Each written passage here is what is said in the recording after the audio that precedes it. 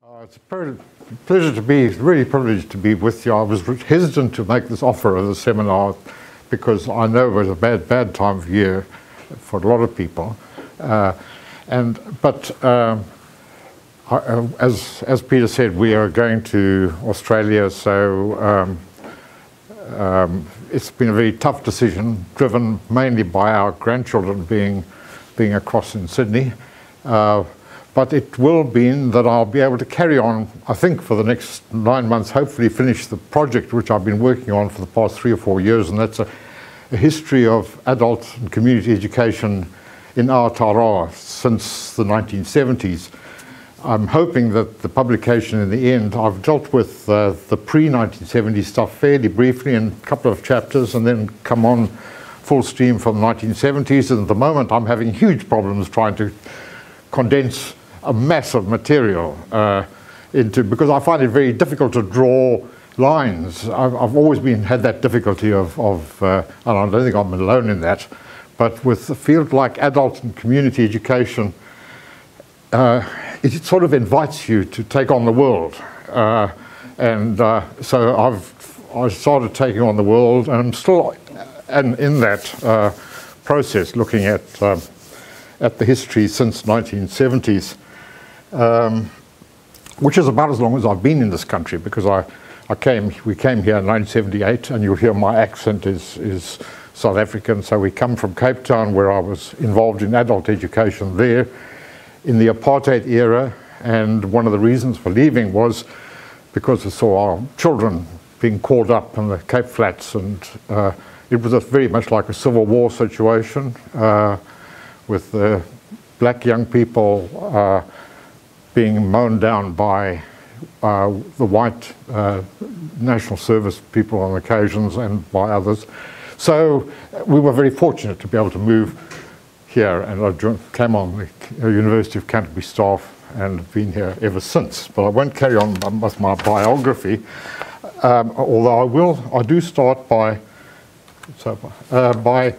identifying some of the key assumptions which I think underline some of my thinking. And I'm not a historian, and I'm only a partial historian, but I love history, and I did my first degree in history. But most of my work has been a sort of social sociologist or social historian, and so it's with some hesitation that I present a history like I'm doing.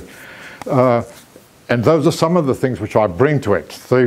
We can't understand what's going on today, I believe, and certainly make projections for the future without looking at the past.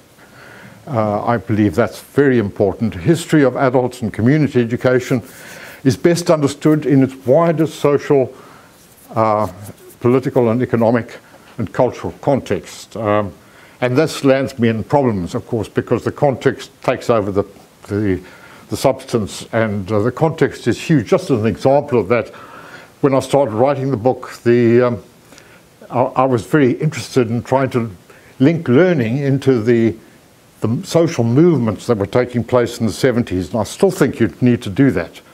But if you look at the movements, and you look at the movements of Maori resistance and Renaissance, which were re-emerging in the 70s. You look at the peace movement and the anti-nuclear movements, you look at environmental movements. There's a book in each one of those fields and their links with learning. I believe that learning and education is best understood by seeing it as a product of and contributor to the struggles of peoples, groups and classes. Much education reflects, produces and reproduces relations of power. I guess when I first started studying, I didn't actually make that link. And now it's probably commonplace among historians. And I look at Greg there and some of your work, and Peter and various others who have worked. And I think that one of the important tasks of adult and community education should be to challenge and critique hegemonic relations. We'll look at that more later on. It's all too easy in looking at history at the moment is to adopt a Euro-centered, patriarchal viewpoint, and I still read histories today which reflect that, histories of Aotearoa, or fall victim to false romanticism, or deny positive features of the past, or to overgeneralize or oversimplify trends. And I guess I'm as guilty of some of those sins as anybody else. So I hope that as I go, you'll note those trespasses of mine and draw them to my attention during question time. My theoretical influences that have, I think, really influenced me over the past few years are people like Gramsci, Paulo Freire, and New Zealanders like Vina Cooper, Sonia Davies, Wolf Rosenberg, Rangi Walker, Elsie Locke, and Norman Richmond, all in many, well, not most of them, well-known names, but they've contributed to those social movements and to adult education in some ways or other. So let's get on to the early 70s, when from the late 1960s, a number of international domestic factors influenced the development of adult education in Aotearoa. On an ideological level, the process of decolonization from the 1960s stimulated radical thinking about the meaning and methods of education, particularly adult education. People like Freire and Illich and Nyerere were active in raising questions about the meaning of education, and certainly adult education, which traditionally, until the 70s in New Zealand, was dominated by quite a narrow range of institutions and forms. If you talked about adult education, some of the books that were written about the history of adult education assumed that it was a university extension dominated model, which with a tension between the university requirements, the university extension model, and the WEA, the Workers' Education Association. But it was that kind of model, and it was an institutional model. And much of, there was a book written in the 60s by David Hall, which talked about New Zealand adult education. And really it was all about university extension. It's really extraordinary in that reading 50 years later, and I wonder what somebody will say about my book in 50 years' time. They'll probably think it's pretty weird. But, and that's not the only book. It was the 1970s was a period when the world characterized by worldwide social movements. The anti-apartheid movement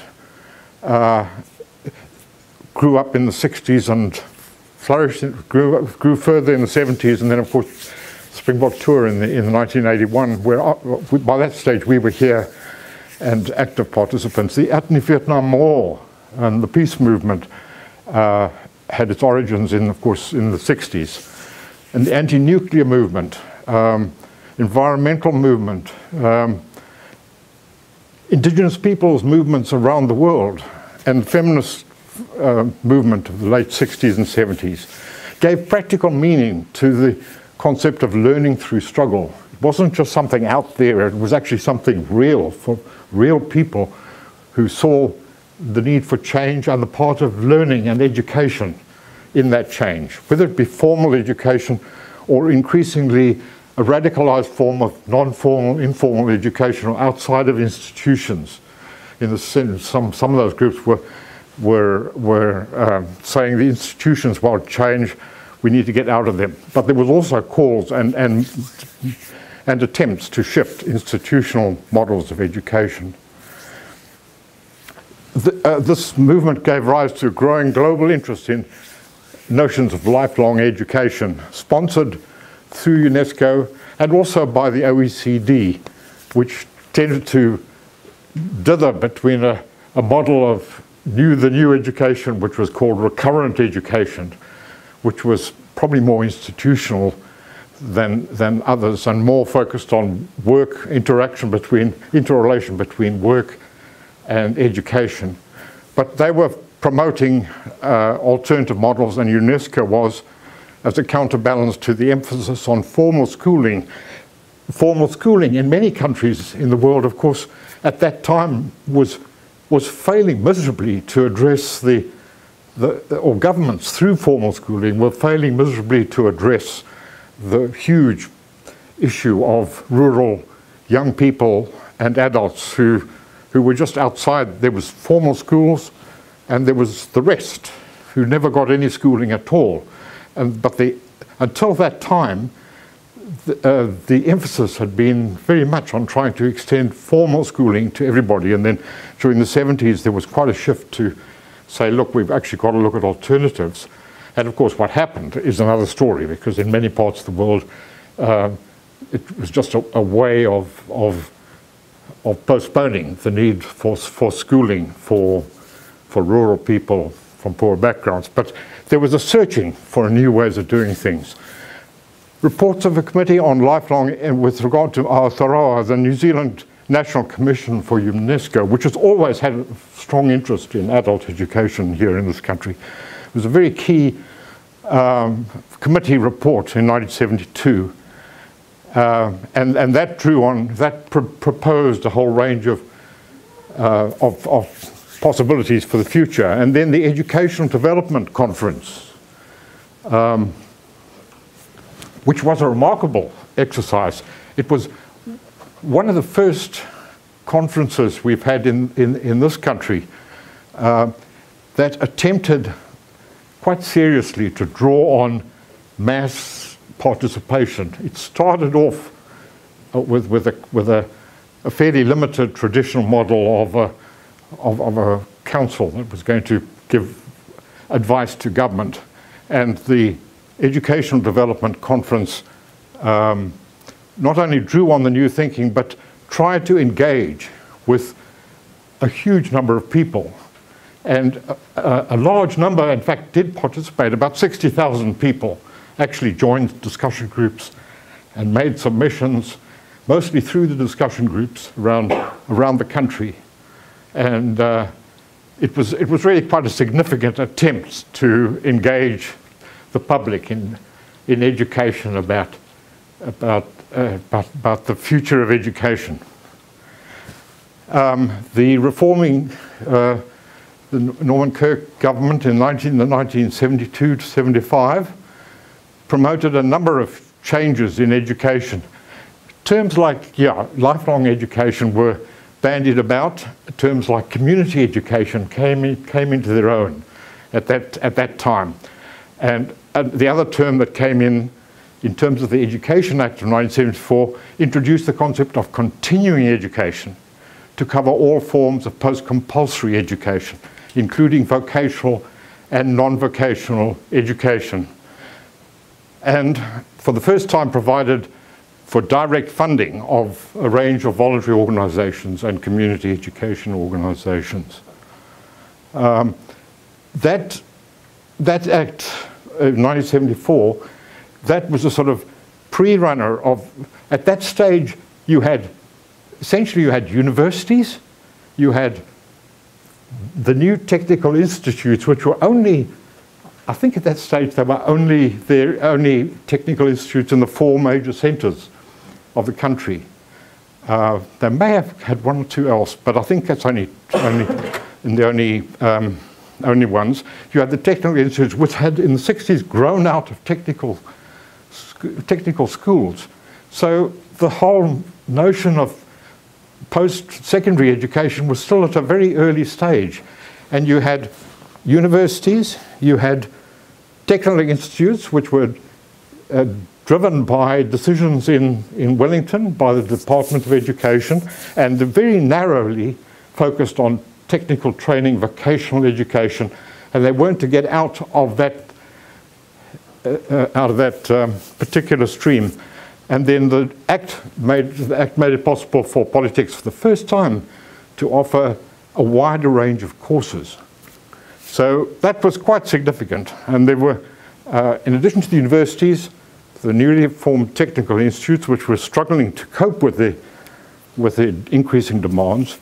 There was adult education, which was, as I said initially, it was university-based initially, and then there were a few community education providers like the WEA and a few others. From 1976, from that act then, adult and community education voluntary organisations such as the WA's Parent Centres and Country Women's Coordinating Committee received direct funding for the first time through Department of Education. Previously to that, they'd had to apply to the local university, regional council, and it was a conflict of interest because the university extension here in Christchurch, for example, that was running programs for the public at the same time that it was funding the WA to run programs for the public. And it was a very unhappy sort of relationship, which I think on both sides. Functions of technical institutes were broadened. 1975, the first community colleges were established, and that was a radical change. And then the new thinking about education was giving rise to things like learning exchanges.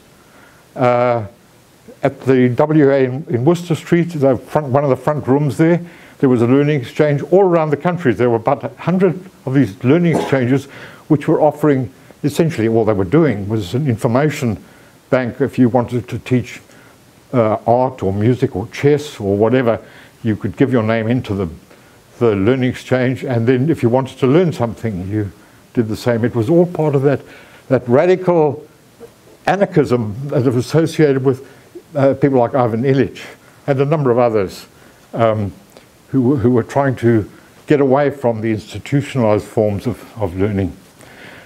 Other possibilities that were established at the time, tried at the time, was in Masterton or in the Wairarapa, there was a community action program.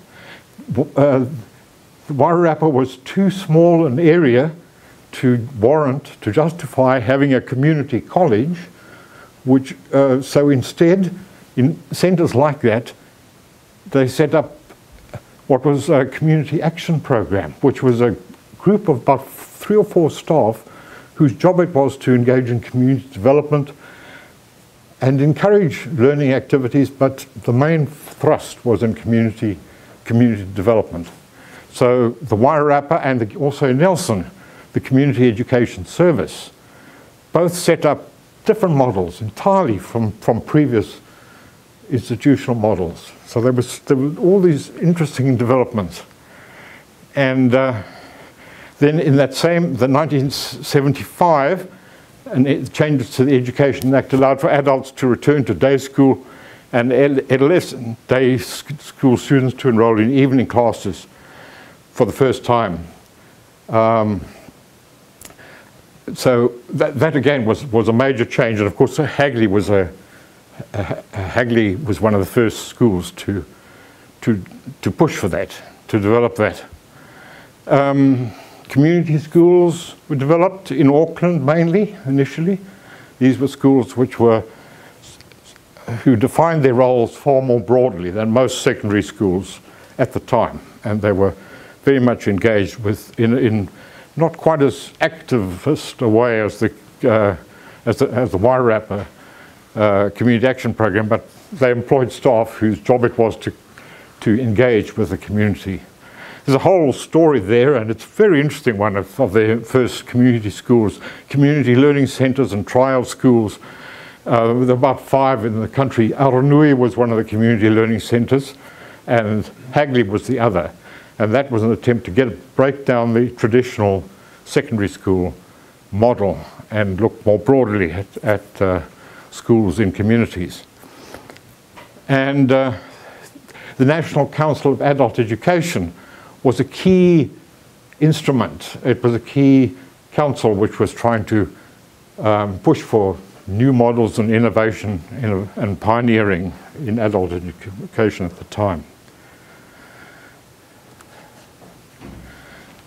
Other developments of the 70s. For the first time ever, there was an association formed initially in Auckland of people who saw themselves as adult and community educators. One of the problems of dealing with a history of adult and community education is that it's almost more a philosophy or a way of thinking than it is, or a movement, than it is an institution. It's, I think that the Asa Tarawa, who asked me to write this history, there are people in that who define adult and community education as a sector, and I think that's the way the government tries to see it, as a sector, but it continuously shifts out of being a sector and moves into what is a movement or a philosophy of education. So you will get individual educators who identify themselves with some of the movements, and they become active in the thing, and they don't fit with the sector model very comfortably. I haven't engaged recently with them, but I've become increasingly aware of that as an issue. It doesn't fit very well in an instrumentalist funding model, a rationalist model that is required if you're going to actually generate funds for your organisation. That's a whole. We can look at that right at the end. So we have another the Rural Education Activities Programs, the REAPs, established in 1979 to 82. Very interesting. Attempts to allocate educational resources to all sectors of education, from early childhood through schools to post-compulsory education and community education. And these were established, and I think they still exist today. So they're one of the longest serving, more recent models of, and most of them had a community education organizer as one element within the program as a whole. And they've played a key role in rural New Zealand in terms of promoting community education of all kinds. Adult literacy issues began to be recognised in the first schemes established from 1974. It seems to me, and it has seemed to others, strange that it took so long to recognise that there were there were many people who emerged from this compulsory primary, secondary school system that ostensibly covered everybody's basic education needs, that there were still many adults who couldn't read and write and or handle numbers effectively. And as late as the 1990s, you get commentators in many countries of the world saying that we do not, many first world countries, many of the developed countries, we don't have an adult literacy problem. That's a feature of the third world, the so-called underdeveloped world. It's not an issue which we need to address.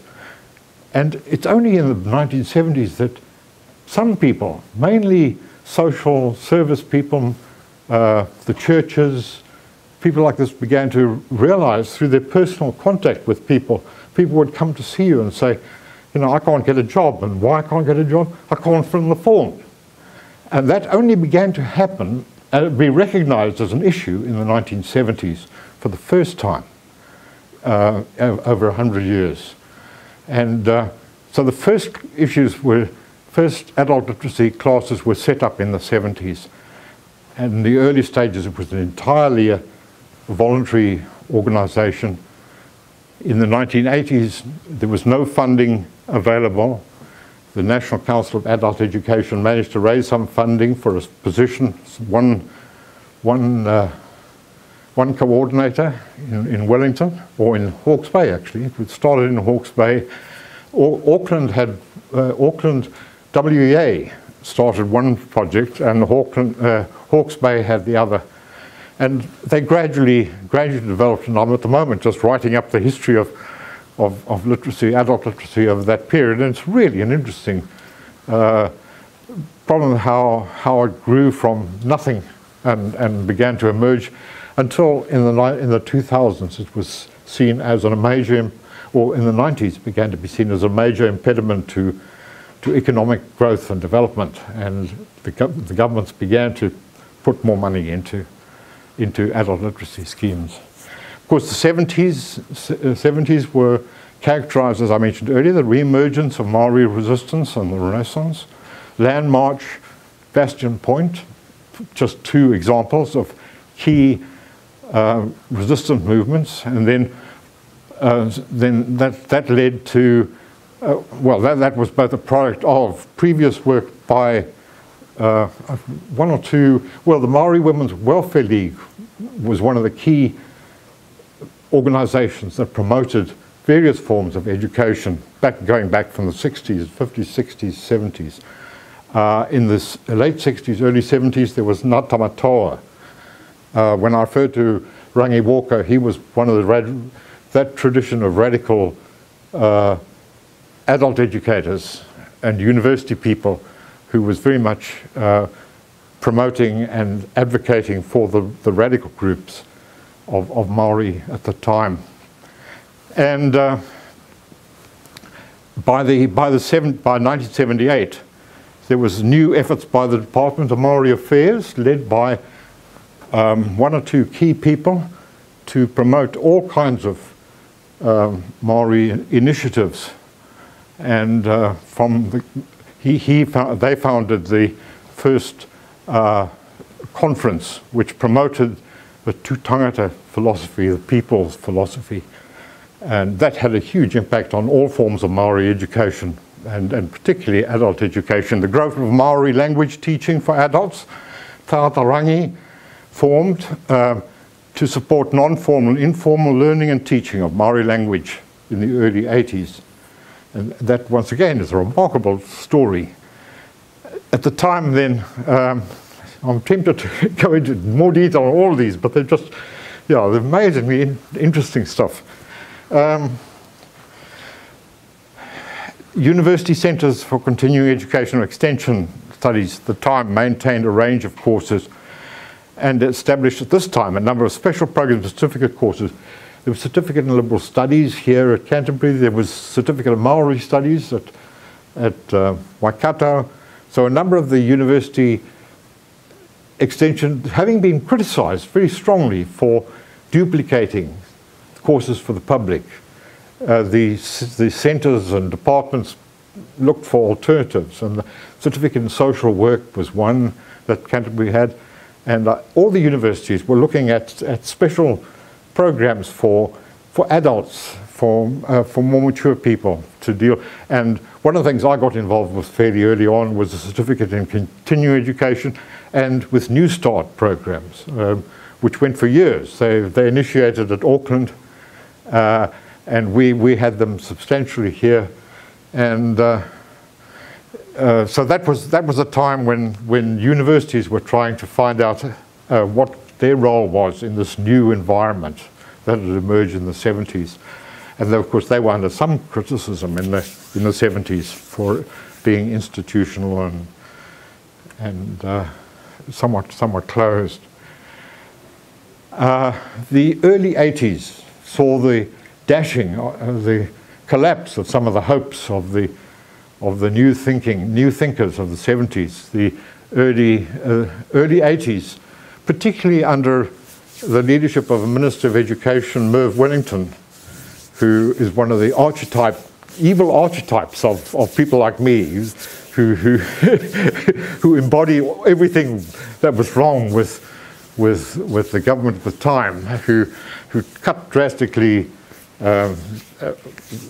adult education, community education, to organisations like the National Council of Adult Education, really was slashed. The workers, the WA's, their position was slashed. He had a problem because he was part of a government with Muldoon as Prime Minister, and it was a government which was really struggling in economic times.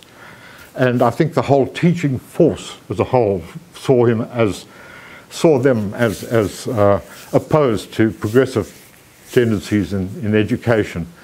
And they certainly didn't do their cause any favour by their attitudes around. Yeah, so in community education in schools, the new things I described earlier on, they had money cut for everything other than technical and vocational education as well. I think, well, not everything necessarily, most. However, at this time, social movements, of course, continue to organise. Anti-apartheid movements, the anti-nuclear and peace movement, the Save Adult Education campaign was on a smaller scale. was very active all around the country.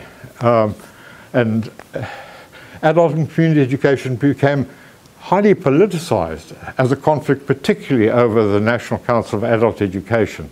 And that had sort of sad consequences for later on, because the people who the National Council of Adult Education had its funding slashed and its staffing slashed, and those staff who stayed on, and those council people who tried to keep the National Council going on a smaller budget were pilloried and really it was a case of you took one side or the other, and they suffered very badly as a consequence of many adult and community educators around the country who said rather than take small amounts of funding, we should take nothing at all.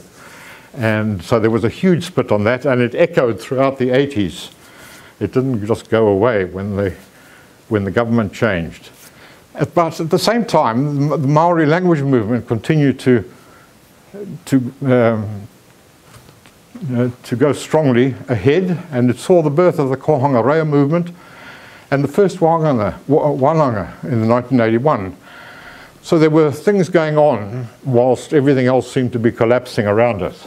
And of course in 1984, the fourth Labour government was elected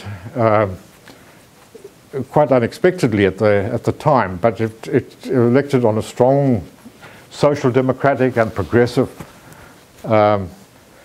platform. However, there were people like Roger Douglas who came to occupy a key role in that Labour government in promoting a more market neoliberal model, so there was echoes of the future struggles right from the early on. So in 1984, of course, the Labour government was elected on the basis of an economic crisis. But the fourth Labour government, from the point of view of adult community education, when it was first elected, people were euphoric. They saw a terrific future because Russell Marshall, who was the new Minister of Education, had been a very strong advocate of adult and community education. And they had a lot of allies within the Labour cabinet and Labour government. There was a succession of significant Maori hui, which led to, in 1985, the Treaty of Waitangi Amendment Act, which provided for the Waitangi Tribunal to consider claims dating back to 1840. For the first time, the Waitangi Tribunal had been established in 1975, but they could only make claims in the shorter term, whereas for the first time they could go right back to the original treaty to make claims. And the Maori Language Act in 1987, which declared the Maori language an official language of Aotearoa. So these were just one or two of the really significant issues which were addressed at that time as far as Maori are concerned, and there were others as well. The government also adopted wider equity policies, and the working groups that were established in all areas of education were told to look at issues of equity, issues of problems of exclusion of peoples, certain groups from education. And so, yeah, from 1984 to 87, reviews were undertaken of various forms of continuing education, universities and polytechnics, etc. One aim was to give polytechnics greater autonomy. To this end, various mechanisms were proposed. And so the attempt was being made to upgrade, at this time, to upgrade community colleges and technical institutes to become, all of them to become polytechnics over the 80s, and at the same time to give the polytechnics the similar autonomy that universities had traditionally had. And that was the goal of many sections of the Labour government at the time. I may be going a bit too slowly. 10 more minutes about, yeah. I think I should move on to, yeah, the 1980s. I'll skip, I wonder if I should skip the late 1980s saw the emergence eventually, lots of different reports. There was I'll mention one or two, the Task Force on Trade Union Education and Working Party on Paid Educational Leave. Hugely impressive reports leading to legislation which was, for its time, it was groundbreaking and very, very significant. I've said here from 1986, however, neoliberal ideologies grew in strength in government.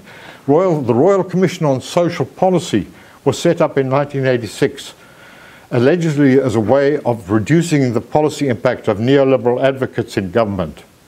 It reported in 1988. On the other hand, in 1987, Treasury published government management in 2 volumes, a very powerful neoliberal treatise. So these 2, Royal Commission on Social Policy, 5 big volumes, about that thick, and the Treasury, 2 big volumes, 500 pages perhaps, both taking different ideological positions at almost the same time, produced for this government that was really in a bit of a shambles as a consequence.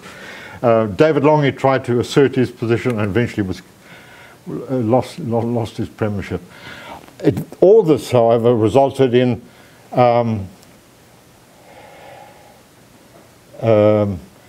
the Education Amendment Act of 1990, which was probably the most significant legislation for many, many years regarding the post-compulsory sector of education. Major restructuring. I don't have time to go through the whole thing. It affected universities. It affected even more polytechnics and community education. And like, just as previously I pointed out the clash between neoliberal and progressive social democratic policies, this act reflected those differences. The New Zealand Qualifications Authority was one of those that was set up under this act, and that of course has had a huge impact from 1990 right through to today. But that was set up in terms of that act. And it was this time also that the Vocational Training and the Industrial Training Council, Industrial Training Service was also changed. Almost within 6 months of that act being passed by Parliament, the government of the day was kicked out. And the national government, the Labour government, was kicked out, and National came in. A government very strongly dominated by neoliberal and conservative ideologies. Massive cuts then were followed in welfare benefits, in housing assistance, funding cuts to a whole range of organisations. So, and by contrast with the previous government had been at great lengths to consult widely with all kinds of organisations and groups whenever it did anything. The new government just slashed and burned. It just went ahead. It just bulldozed through an amazing amount of stuff very quickly. And the Association for Adult and Community Education at the time tried for 3 years to get some contact going with the Minister of Education, as most national bodies do, and they just heard nothing from him. That was Lockwood Smith, who was Minister of Education, and he just wouldn't listen, and nobody would listen. Nobody would actually go and talk. I think he was scared to go and talk at conferences and that sort of thing with teacher groups and education groups. I don't think he had the confidence at that time. The big changes in the union education thing, they were the key acts there, the Union Representatives Education Leave Act was repealed, withdrew the right of union representatives to paid education leave and so on. So that was a big change. There were some good positive things happening. The school education, there had been problems with school-based community education for years, going back since the 60s, and it was sorted out bureaucratically within the Department of Education, really, or the new Ministry of Education. And so the funds available for community education were more evenly distributed around the country, and it was agreed that schools funding some of it should be available to the community. A lot of groups lost their funding. I think with the bearing in mind the time I'm going to go up, I have at the end, I've got two or three slides which sort of sum up what I see as the trends. We'll leave the 90s, and I'll slip through. Don't know how to. We'll slip through the 2000s with a new Labour government, Labour-led government. Very interesting times, and from the trying times since 2008, another massive funding cuts. Looking back, some overall trends. From 1970s to 2010. And the first thing to strike you is the huge growth that's taken place in tertiary education.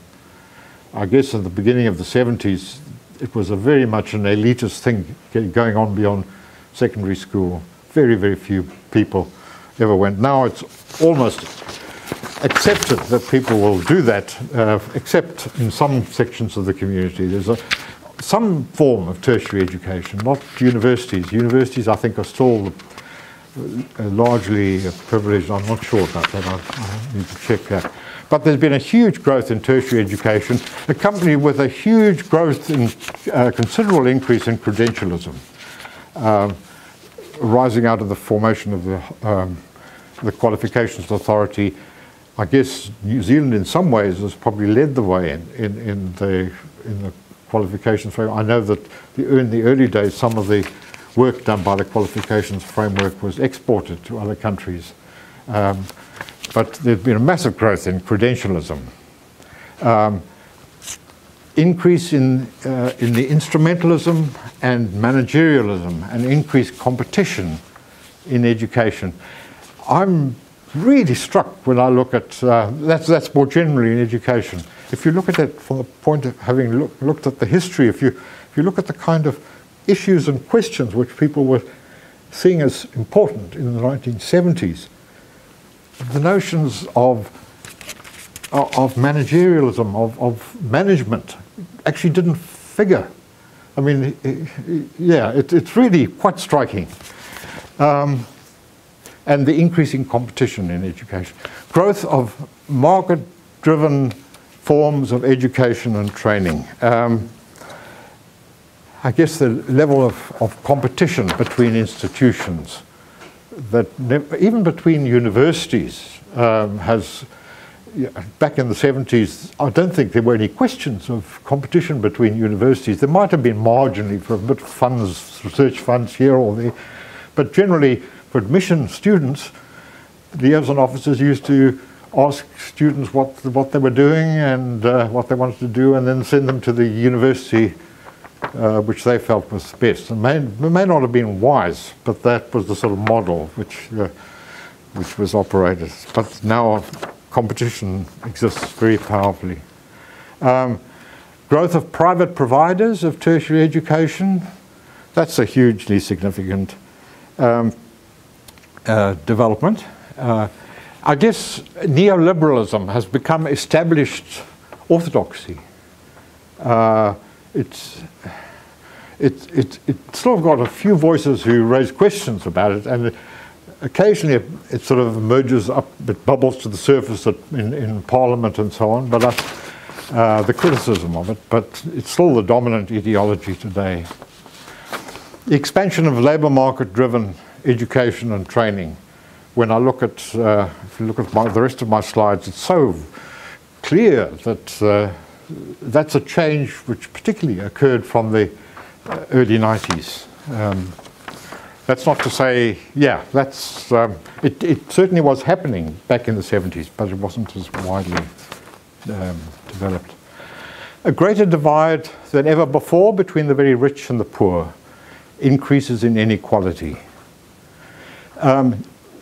Non-formal, credential-free community and adult education has languished, especially in terms of state funding. If you look,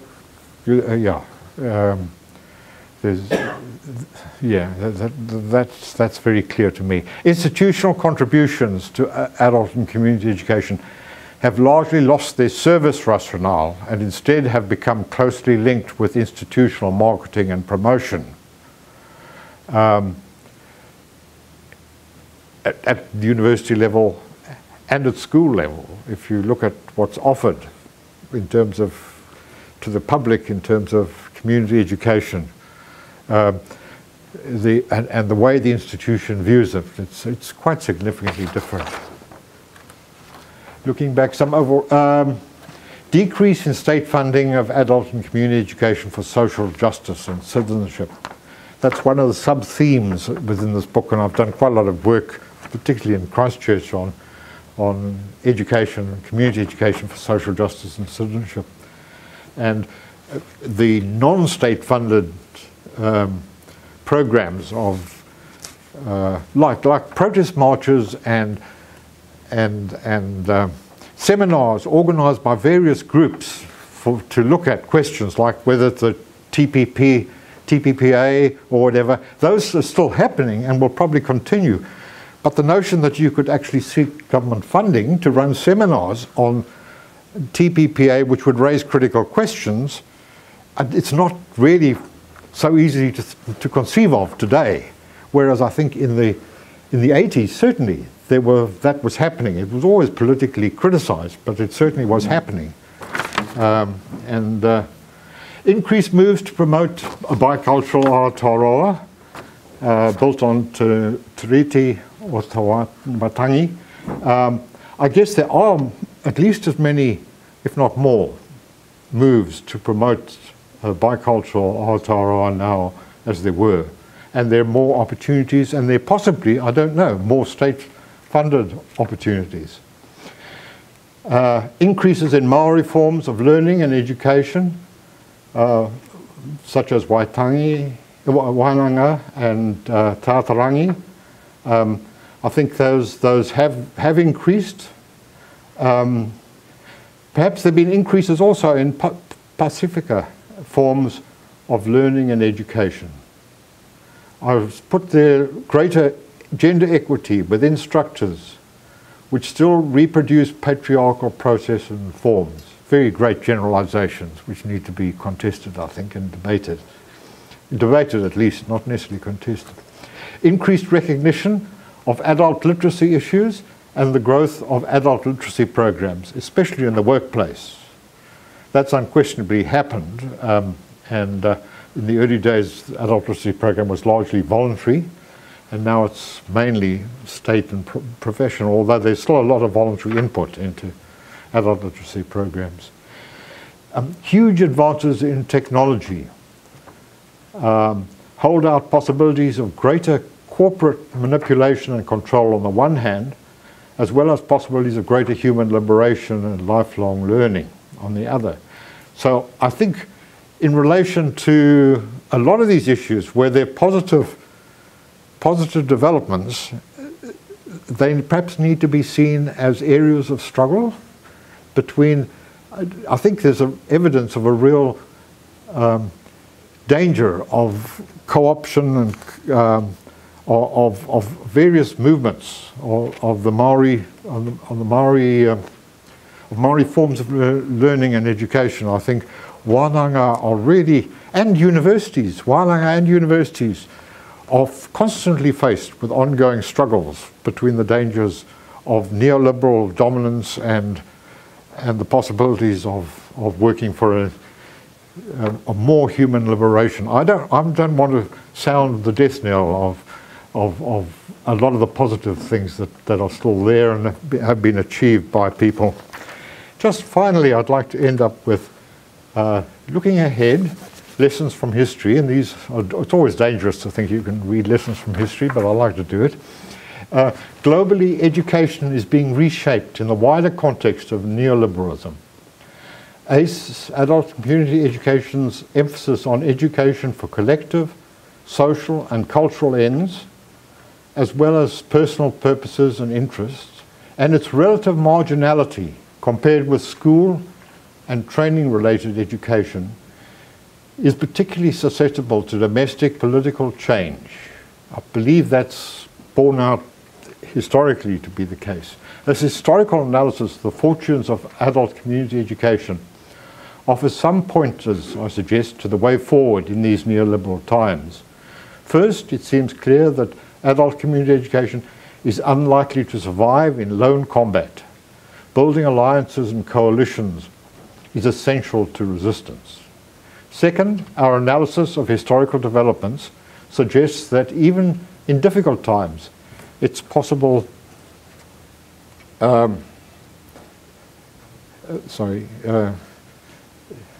suggests that even in difficult times, it's possible. I don't know what's happened there. Oops.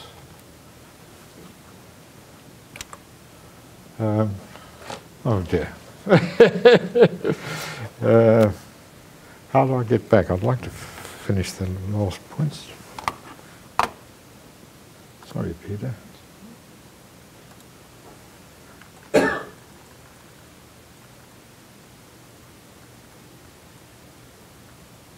That's it. Thank you. Second, our analysis of historical development suggests that even if in difficult times, it's possible to maintain or even gain ground. The third lesson concerns the need to analyse how the state wields power over adult education by its control of recognition and funding. Hugely illuminating is the study of the 1990s, when the adults and community educators were engaging in trying to develop new systems of recognition and funding, recognition of ordinary people's, of ordinary voluntary organisations and funding of those organisations and groups. Fourthly, our strategies must be both inclusive, embracing a wide range of practitioners from a variety of backgrounds, and also narrowly focused and directed and strategic. And that's really difficult to achieve. Fifthly, our analysis requires a rejection of what has been called radical pessimism in favour of radical hope. This entails a critical analysis of the assumption that the value of education can be reduced to its value as a commodity. This radical pessimism is so common and it's so easy to slip into it. But radical hope implies a capacity to engage critically with issues without slipping into gloom and doom. Thank you. That's